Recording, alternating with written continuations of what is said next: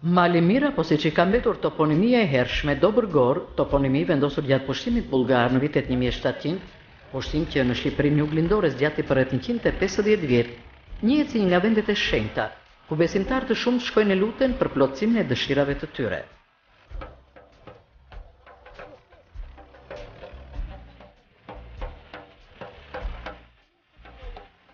Legjenda e ka fillesën rreth vitit 1500.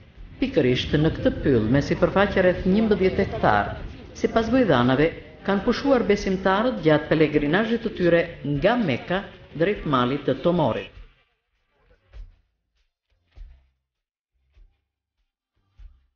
Vendi ka formë në një gjysmëveze të prerë përsi gjati, ku pjesa e ekspozuar nga veriu është e pluzuar me druahu, ndërsa pjesa jugore është e veshur me lis.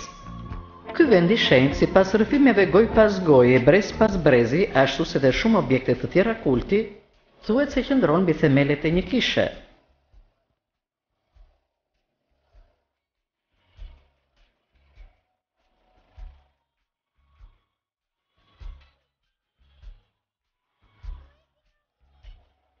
Pushtimi otoman 500 vjeçar solli për një pjesë të madhe të popullsisë së asaj kohe edhe shndrimin e fesë nga të krishterë në mysliman. Lëvizjet e popullsisë bën që edhe në devollin e sipërm, kryesisht fshatrat Nikolic, Sinic, qytet Zearës, kthejt fundit i përket edhe ky vend i shenjtë, të dominohen nga popullsi myslimane, po sipas rrëfimeve, pjesa e të krishterëve filluan të largohen.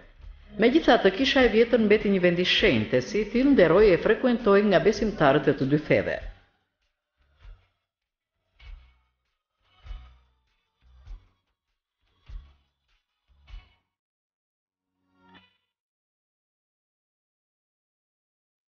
Me kalimin e kohës, ambienti u nda në dy dhoma, ashtu sikurse është edhe sot, ku besimtarët e krishterë dhe ata të mysliman shkojnë e luten për mirësi.